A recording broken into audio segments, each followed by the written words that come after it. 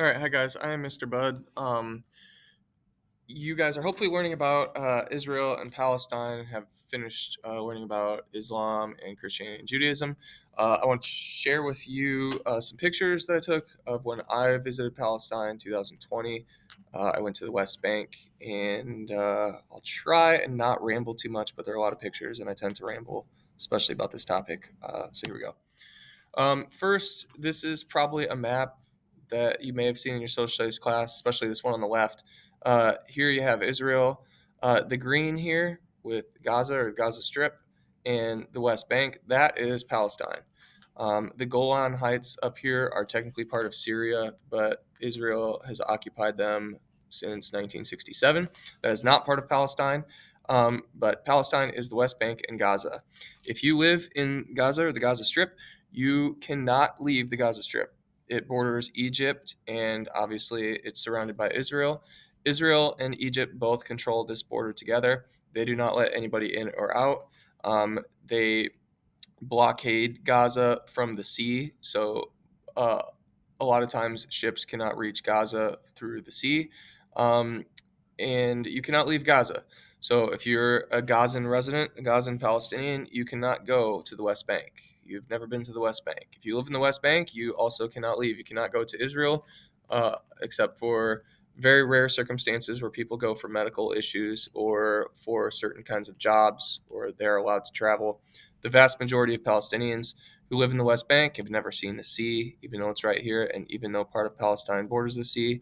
Um, Here are some maps of the West Bank. This is what, in reality, it is like, because there are things called Israeli settlements. Israeli settlements are basically kind of like tiny little neighborhoods um, that Israeli construction companies and Israeli officials set up in Palestinian land. So in the West Bank, there are none in the Gaza Strip. They were removed a little bit more than a decade ago, but there are a lot of them in the West Bank, and they're getting more every year. Almost 500,000 people live in Israeli settlements. Israeli settlements are in Palestinian land, like I said.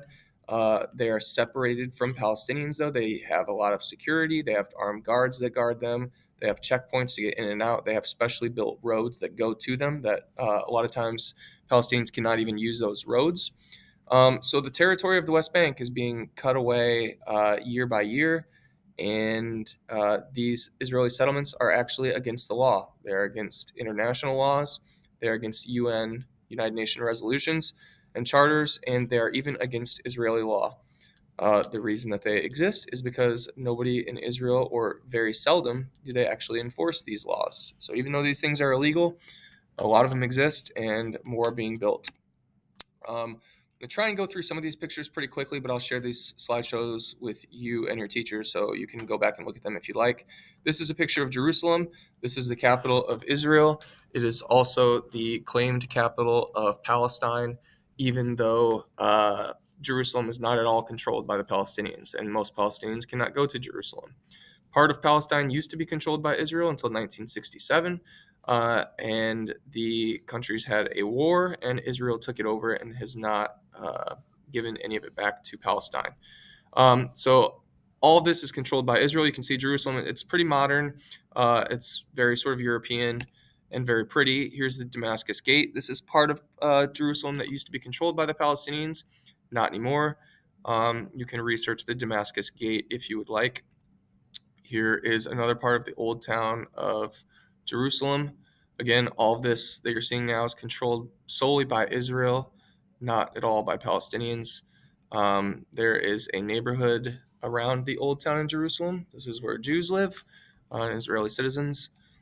Here is something that you may have seen through your studies. This is the Wailing Wall, or the Western Wall. It's one of the most sort of iconic or holy places for people of the Jewish faith. Here is a very, very famous and holy temple in the faith of Islam, or people who are Muslims. It's called the Al Aqsa Temple. Al Aqsa is one of the holiest temples in all of the world for Muslims, and the Western Wall is obviously of big importance for Jews. So you can see some of the problems that sort of exist all over the place in Israel and Palestine, and this kind of points it out perfectly. You have one of the holiest places for Jews, one of the holiest places for Muslims, literally right next to each other. You can see a covered stair and rampway here. It's protected by steel roofing and fences. That is so when Arab visitors come and they want to go see and visit Al Aqsa, they can pass through here without having any contact with Jews. And Jews likewise do not go to Al Aqsa; they are not allowed in if you're a practicing Jew, and Muslims do not come to the Wailing Wall. So there's a big separation there. Okay, so now going into the West Bank, going into Palestine. So that was technically Israel. This is going into Palestine. Here's the military checkpoint that is controlled by the Israelis. Palestinians do not have an army. They have police, but most of the police do not have guns. So there's no Palestinian army. The Israeli army controls theoretically everything. Um, so going in, I could go in because I was an American. Israelis technically are not allowed to go in to the West Bank or to the Gaza Strip. It is against Israeli law for Israeli citizens to go there. And you see a lot of signs like this. It's a little bit tough to read, but it says this road leads to Palestinian village. The entrance for Israeli citizens is dangerous. It says it in Hebrew at the top, Arabic in the middle, English at the bottom. The Palestinians, I've had the luck to travel a lot and go to lots of different places. Palestinian people were the nicest people I've ever encountered in any country in the world. I say that because it was so interesting what they told me about Jews. I would say, well, what would happen if there were a Jewish person here, if a Jewish person or an Israeli was walking down the street? Every single person I asked, every single Palestinian said that person would be killed right away. They would be killed on the street. And none of them said that they would kill the Jew on the street or the Israeli on the street. But they all said, every single person I asked said they would be killed right away.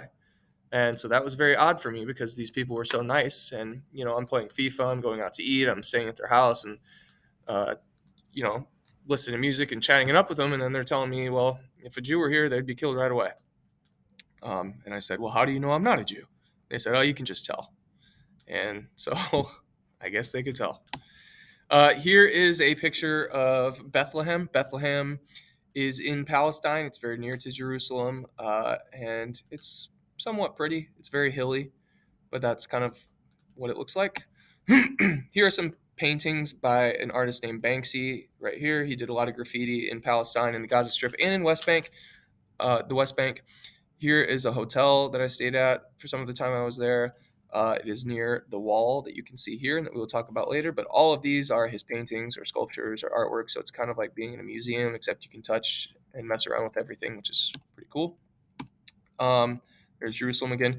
Okay, here walking through Bethlehem, I talked about those Israeli settlements that they build, that the Israelis build, and on Palestinian land. Here's one up at the top of the hill right here, and you can see a lot of them around the hills.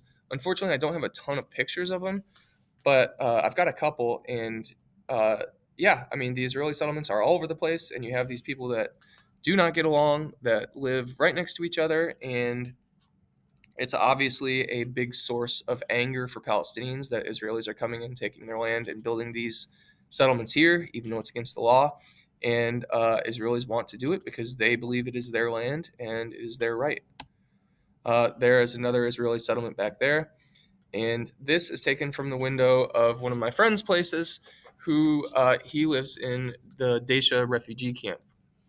Basically, these refugee camps, they were set up after 1948 when Israel was created and Palestinians were moved from their land that they had inhabited.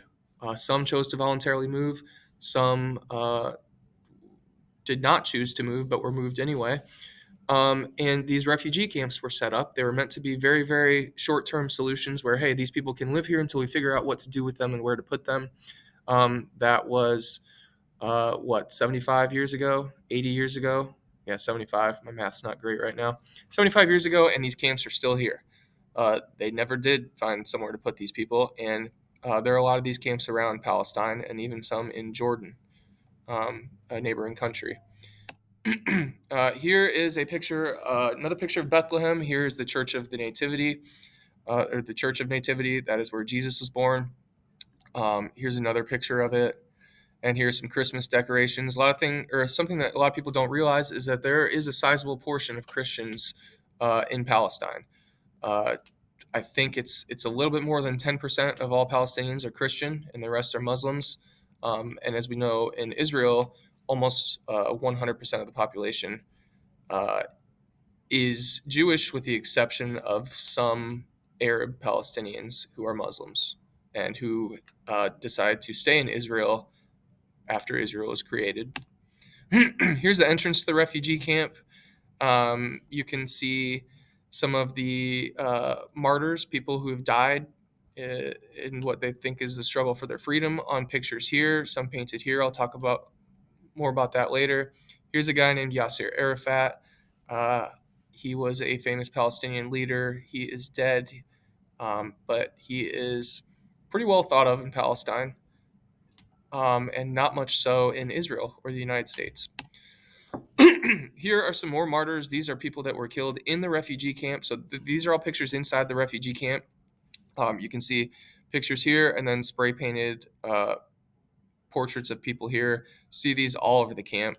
And even though this is in Palestine, the Israeli army raids this camp. That means they come in with their trucks and with lots of soldiers to either take people to arrest them or to take people to question them. And they come in about once a week, is what I was told. And this boy here and this boy here, one is 15, one's 16, and they were killed in the camp. They were shot by Israeli soldiers. I believe the soldiers said they were throwing rocks at the soldiers. Um, but it's a pretty common occurrence, and you see, unfortunately, a lot of paintings like this or posters like this of people who have been killed or who die. Um, Here's another one. This person was killed just maybe a month or two before I got there. So it was pretty recent, and people were obviously pretty upset about it. And so his picture was a lot of places. Here are some more people who were killed, martyrs. It's a pretty common theme. Here is the inside of a house in a refugee camp. This is my friend Ahmed's house. There's his kitchen. Here is what was on the TV one time. Uh, he's pretty nonviolent. But this is the news. This is a brigade of women practicing and drilling to fight if needed. Um, so yeah, that's just kind of part of life. There's his son sleeping on the couch, and there's the rest of his house. Okay, here in Bethlehem, this is the wall. This is called the Peace Wall by the Israelis. It is a wall that they built about 15 years ago, and they're still building more of it to keep Palestinians from going into Israel.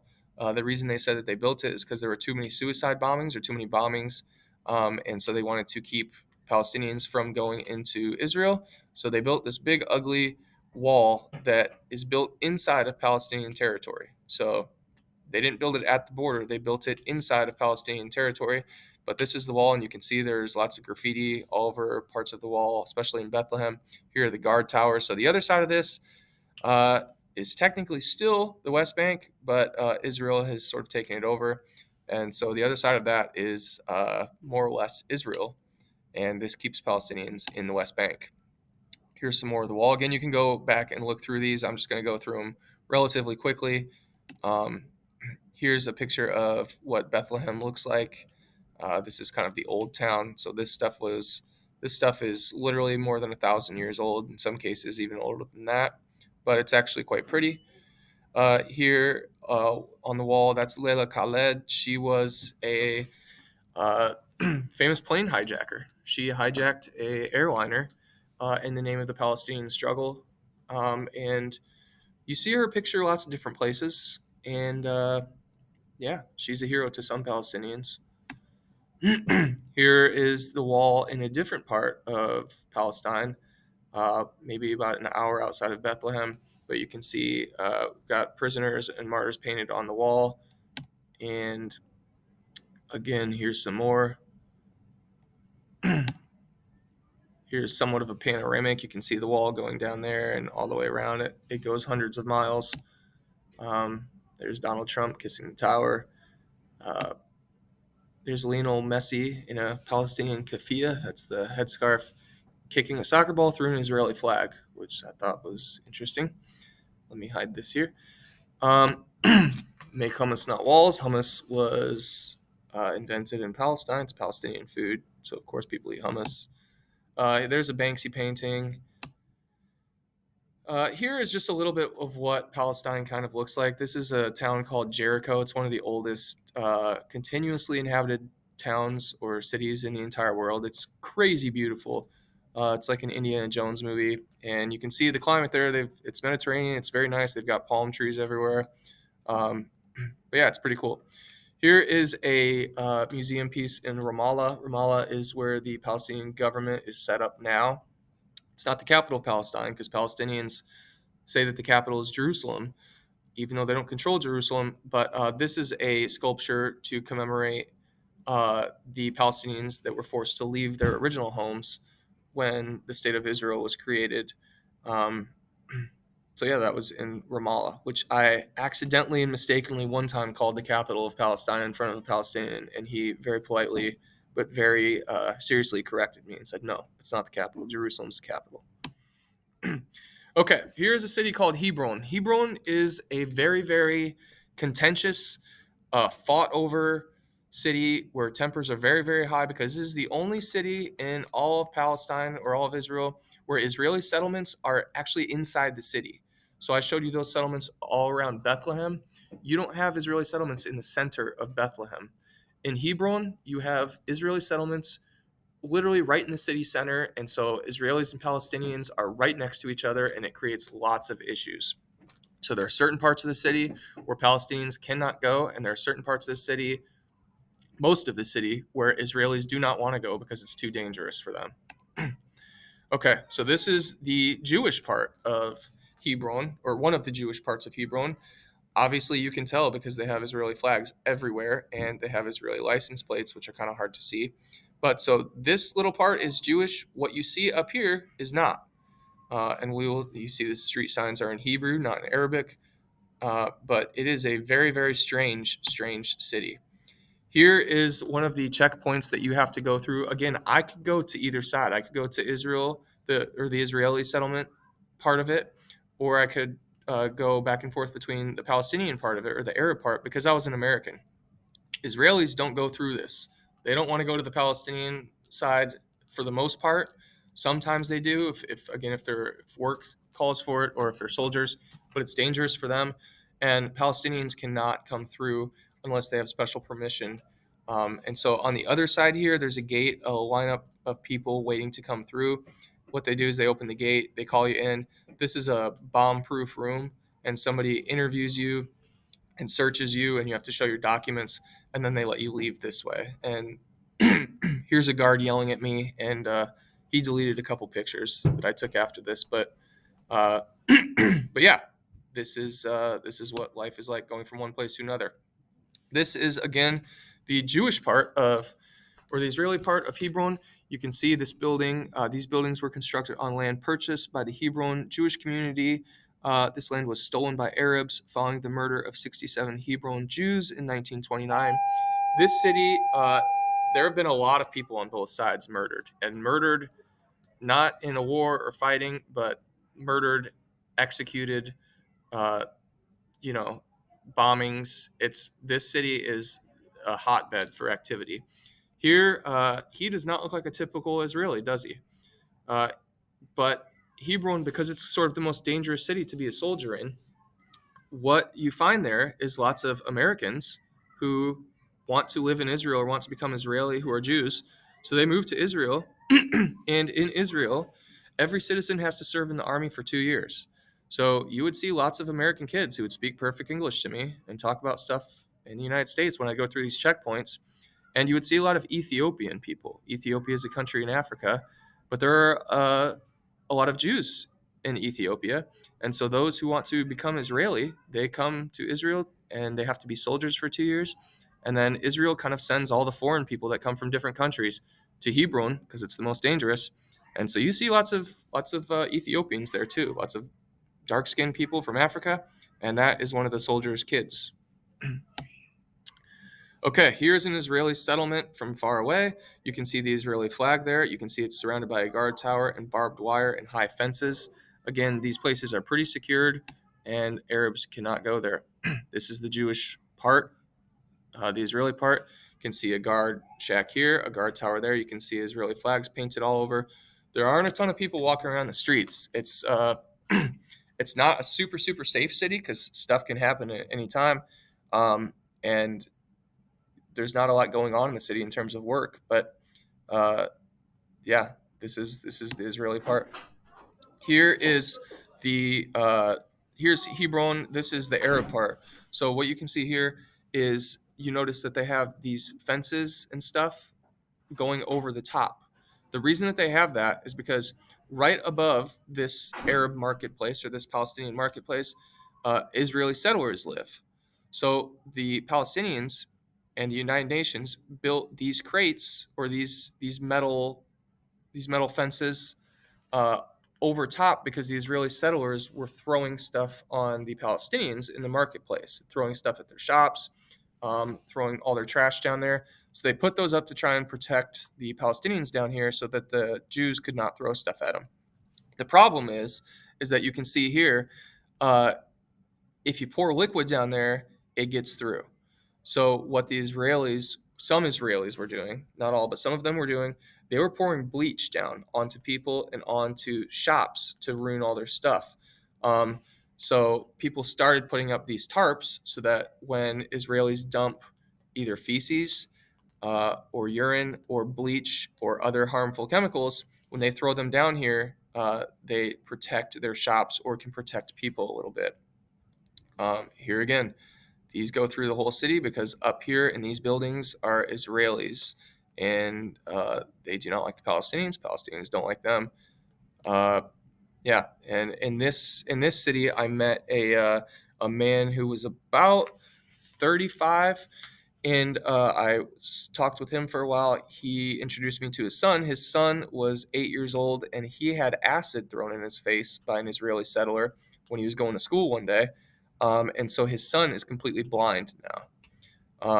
And he does have special permission to go to Israel to go to the hospital so his son can get treated.